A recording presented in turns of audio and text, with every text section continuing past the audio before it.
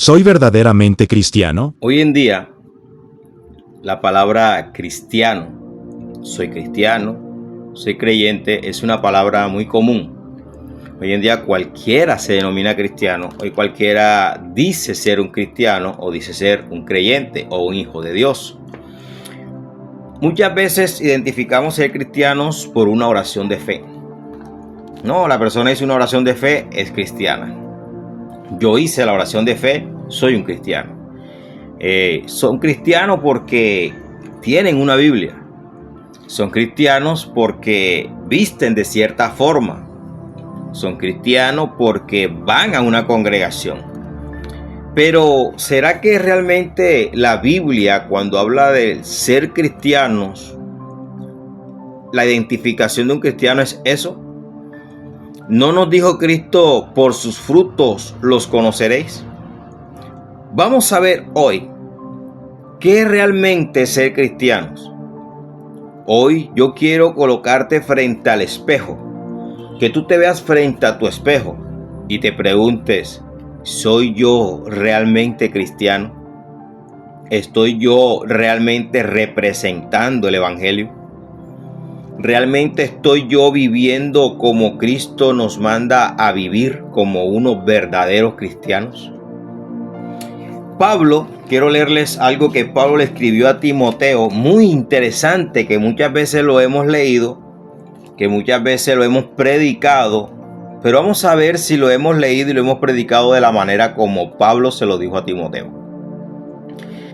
En la primera carta a Timoteo, en el capítulo 4, versículo 12, Pablo le dice a Timoteo, leo para ustedes en la Nueva Traducción Viviente: no permitas que nadie te subestime por ser un joven.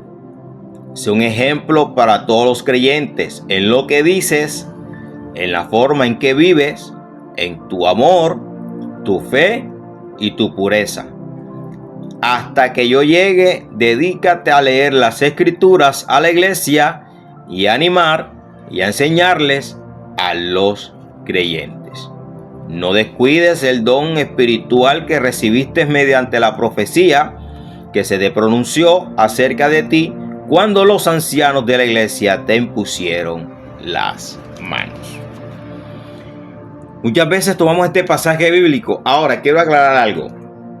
Cuando Pablo le dice a Timoteo, nadie tenga en poco tu juventud, para nosotros en esta parte del área occidental, para nosotros un joven es un muchacho de 15, 16, 20 años, es un joven. Pero en aquella cultura, en aquella época, aquí vemos de que Pablo, cuando escribe esta carta, ya Pablo era un anciano. Ya Pablo estaba preso, estaba en sus últimas casi.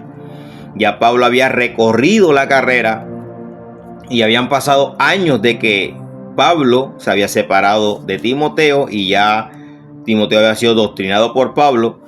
Y Timoteo, cuando está en esta ocasión que él le dice, nadie tenga en poco tu juventud, y ya estaba él pastoreando en la iglesia de Efesios, Timoteo tenía aproximadamente una edad entre los 30 y 40 años, o sea que no era tan joven. Era joven por la edad frente a la edad del apóstol Pablo, pero Timoteo estaba en una edad más aproximada de unos 30 a 40 años, estaba por ahí.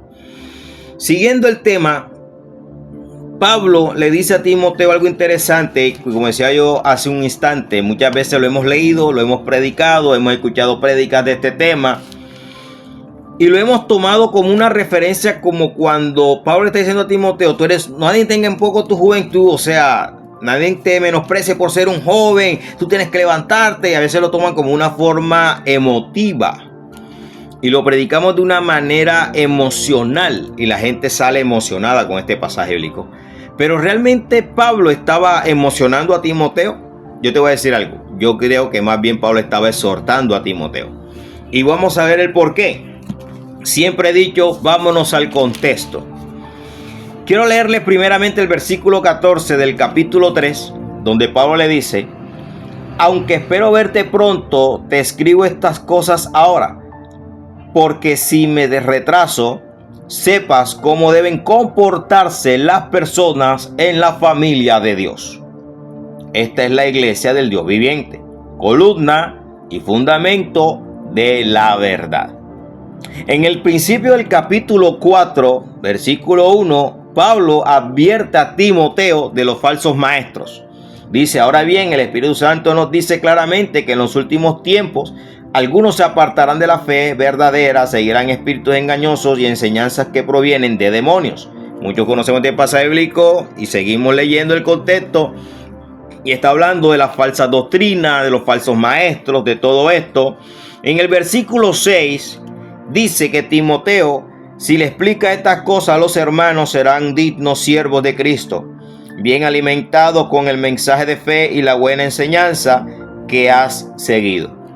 No pierdas el tiempo ¿en qué?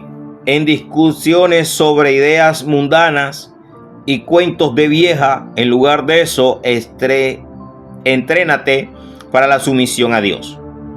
El entrenamiento físico es bueno, pero entrenarse en la sumisión de Dios es mucho mejor, porque promete beneficios en esta vida y en la que viene también. Esto te lo estoy leyendo en la traducción viviente.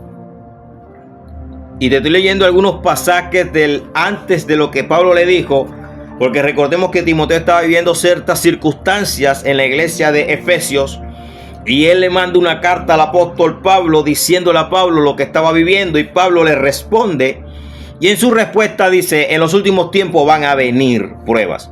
Yo estoy pronto a ir, pero si me llego a atrasar, mira lo que dice en el versículo 14 del capítulo 3, si yo me llego a atrasar, habla a los hermanos de que se comporten como debe ser digno. Voy a volverlo a leer para que tengamos pendiente eso. Dice: aunque espero verte pronto, te escribo estas cosas ahora, para que si me retraso, sepas cómo deben comportarse las personas en la familia de Dios. Esta es la iglesia del Dios viviente, columna y fundamento de la verdad. Ser cristiano no es una ropa. Ser cristiano no es cargar una Biblia. Ser cristiano no es yo ir a una congregación o hacer una oración de fe, y si me pongo a describir una cantidad de cosas que la gente cree que por eso es ser cristiano, yo le voy a decir de que están equivocados. Pablo le está diciendo aquí a Timoteo: enséñales a cómo deben de comportarse. El evangelio es una forma de vivir, no es una religión, es cómo yo estoy viviendo. Y aquí Pablo le está diciendo a Timoteo que no tenga en poco tu juventud, sino sé que ejemplo en los creyentes, en cómo vives, lo que dices, en tu amor, en tu fe y en tu pureza. Y en la segunda carta dice el apóstol Pablo, capítulo 1:7, pues Dios no nos ha dado un espíritu de temor ni timidez, sino de poder, amor y autodisciplina. O sea, en la Valera dice: no ha dado un espíritu de temor, sino de poder, amor y dominio propio. Hoy en día estamos viviendo un evangelio defensivo, no de resistencia. La Biblia nos habla que nosotros tenemos que resistir. No nos dice que nosotros tenemos que defender. La única parte donde Pablo habla de defensa es defendiendo la fe. Pero en cuanto a nuestra manera de vivir, tenemos que ser resistentes. Pablo dice de que Dios nos ha dado poder. El poder de que habla el apóstol Pablo en este pasaje bíblico no es poder de unción, poder y gloria, milagros. No, es un poder de resistencia. El mismo poder que le dio Cristo a los apóstoles en Hechos capítulo 1:8 para que pudieran resistir y llevar el evangelio. Y recibiréis poder cuando haya venido sobre vosotros el Espíritu Santo. El poder es de resistencia, de mártires, que pudieran tener fuerza para ser mártires. Poder para resistir. Amor por mi enemigo y dominio propio para no actuar. Entonces, hoy en día, ser cristiano es complicado porque la gente está más a la defensiva que a ser personas que resisten la tentación, resisten la prueba, resisten la angustia, resisten la calumnia, y no tenemos el ejemplo que dice el apóstol Pablo. Sé ejemplo en los creyentes, en tu forma de hablar, en tu forma de vivir, en cómo te expresas, en la fe, en la pureza. Ser cristiano es tener una vida ejemplar. Que la gente vea más nuestra predicación en lo que vivimos que en lo que hablamos. El Señor dijo: seamos prontos para oír y tardos para hablar.